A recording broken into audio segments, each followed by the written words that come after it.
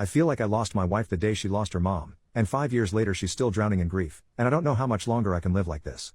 Yeah, I know, everyone is fired up at the title and ready to tell me what a jerk I am. To those people, I implore you to read the rest of this post before making a judgment. My 36M wife's 33F mother passed away 5 years ago from lung cancer. It was not a peaceful or easy death by any means. Our lives understandably went on pause after the diagnosis, and we both spent a lot of time off work helping care for her mother. My wife had a pretty typical showing of grief at the time, cycling through different stages. Same with our 3 kids. After she passed, however, my wife got really bad. I totally understand this. I can't say I know exactly what she went through, because I haven't had a parent pass away, but I understand how devastated she was. For months after she could barely function, I gently took over pretty much all the responsibilities in the household and with the kids. She had been attending grief counseling since the diagnosis and continued after the death. None of this is the problem. I endeavored to be as supportive as possible. She cried on my shoulder every night for months, and I just thought this was the worst of for better or worse. The problem is that after 5 years, she does not seem any better or more functional. She stopped grief counseling about 4 years ago and refused to go again, stating it would not help her and that nothing could. About a month before any major holiday, she will have a major downturn. In bed half the day, crying all day, does not want to interact with the family, does not have the energy to do anything around the house. This will go on every single day until about a week after the holiday ends. Every holiday is intense grief, just as much now as it was 5 years ago. October, November, December, and January, her mom's birthday month, every year are particularly bad. I am essentially without my wife, and am a single parent to my 3 kids. Altogether, she is completely incapacitated by grief for about 6 months out of the year, and has been the past 5 years. When I say incapacitated, I mean incapacitated. When she is in the depths of her grief, she is completely incapable of intimacy with me or the kids. There is no cuddling, spending time with us, going on family outings. I don't get any intimacy for half the year. I've stopped asking her if she wants to talk about it because she can't get any words out between sobs if she tries. What hurts the most is that the kids have stopped asking or being concerned at this point. If they see their mom in bed when they get home, they just go about their day and might casually mention, "Oh, mom is sad today," if they're siblings, or I ask where she is. They don't really seek affection with her anymore, because they rarely get anything more than tears. I've discussed this with therapists, my parents, friends, etc., and I know all the rebuttals people have for this, so let me preempt them. 1. She is unwilling to go back to therapy for grief counseling or to see a doctor for depression. Yes, I know she's severely depressed. I can't force her to go to the doctor. I've tried so much. 2. Yes, it really is just as intense as it was 5 years ago. 3. No, I never tell her to get over it or blow her off.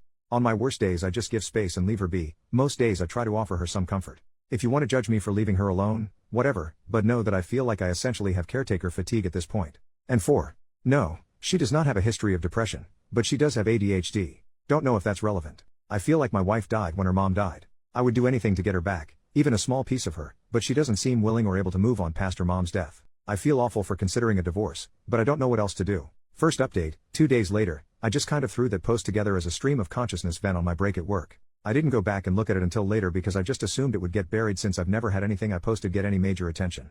And, honestly, I thought I was going to get eviscerated in the comments for being insensitive or uncaring. I was floored by the number of responses and really kind DMs I got and felt a little overwhelmed at the idea of responding to them all, so I figured I would post an update here. A few people mentioned I should have her involuntarily admitted to a medical facility. I didn't mention in the original post, but I did ask our family doctor about that maybe a year ago, and he told me that unless she is a threat to herself or others, it's unlikely to happen.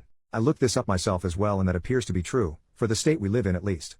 I do agree that she needs medical treatment. I suspect that during her year of grief counseling after her mom's death that she was not honest with her counselor. I have a distinctly sad memory of her coming home after one of her last sessions and telling me that her counselor said she probably wouldn't need to go much longer. Then she went and laid down on the bed and cried. I haven't been able to convince her to go back to counseling. However, I'm glad I posted to Reddit, because somehow I hadn't really considered that she might need more intensive treatment than just counseling. I also saw one comment that scared the hell out of me, that she may do something drastic if I give her a divorce ultimatum. With those things in mind, I don't think doing that is the way to go. Instead, I'm planning to write her a letter explaining how we need her back, and that we love her and care for her deeply, but she needs more help than we can provide alone, and tell her that she needs to go to the doctor and be honest about what she's been going through. Thank you for your advice, everyone. Second update, 6 days later. I wasn't planning to post again but got a lot of supportive messages asking for an update, so here we go. My soon-to-be ex-wife has completely lost her freaking mind. After my last post I spent a couple of days writing the letter to her. In it, I explained that the kids and I love her dearly, and that we're concerned for her.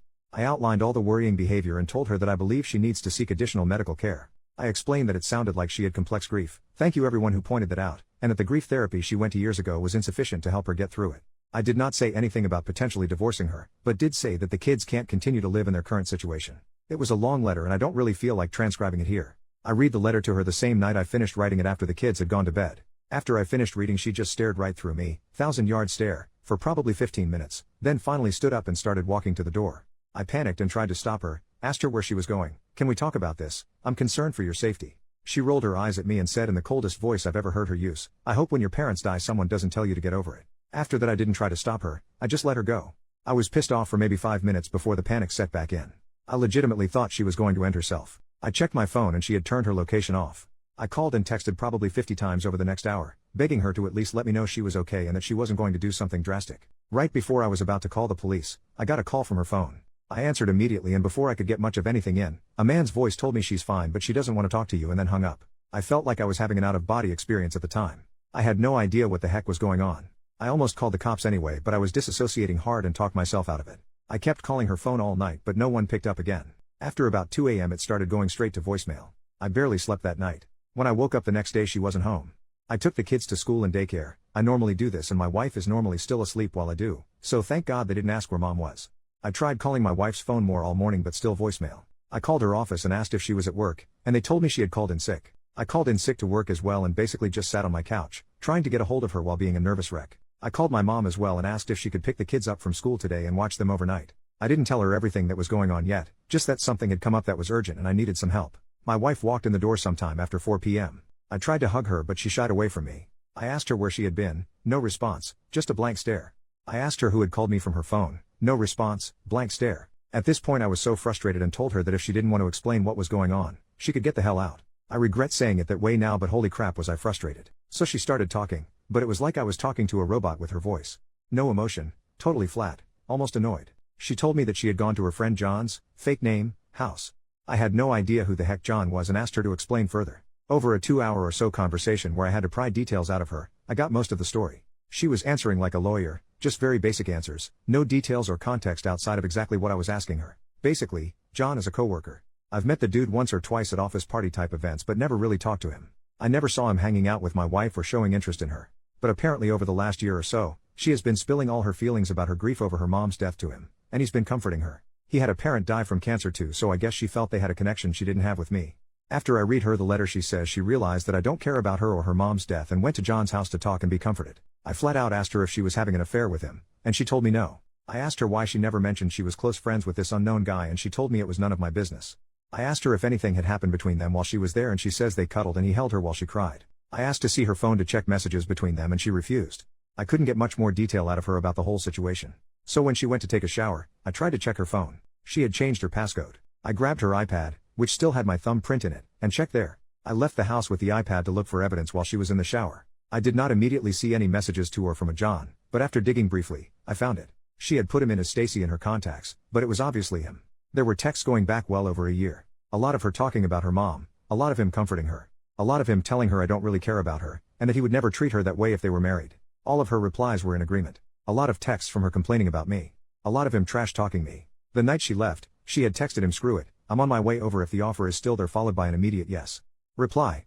Then the next morning, a text from her to him saying if he asks, "We just talked." I threw up out my car door in a Walmart parking lot for 20 minutes.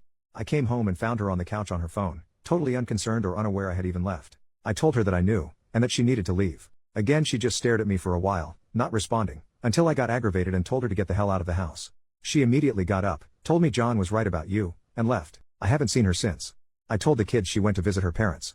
I don't know what to tell them, but I have to tell them something soon. I don't really even know what to do. Ostensibly I need to divorce her, but going through custody, child support, etc. is dizzying. I feel paralyzed and haven't made a move yet. I know she's lost her mind and this is probably some kind of psychotic break, but I just can't care anymore. I put on a brave face to go to work, then for my kids at night, and then cry after they go to bed until I fall asleep. I honestly feel like my life is essentially over. I do feel like John took advantage of her vulnerability, but I don't even want to bother trying to get her to see that he's a predator. She chose this over her own family that is stuck with her. I don't think I'll be posting any more updates or logging into this account anymore. Reddit rave, OP's account got suspended in 2024, hopefully we get an update on how he and his family are doing in the future.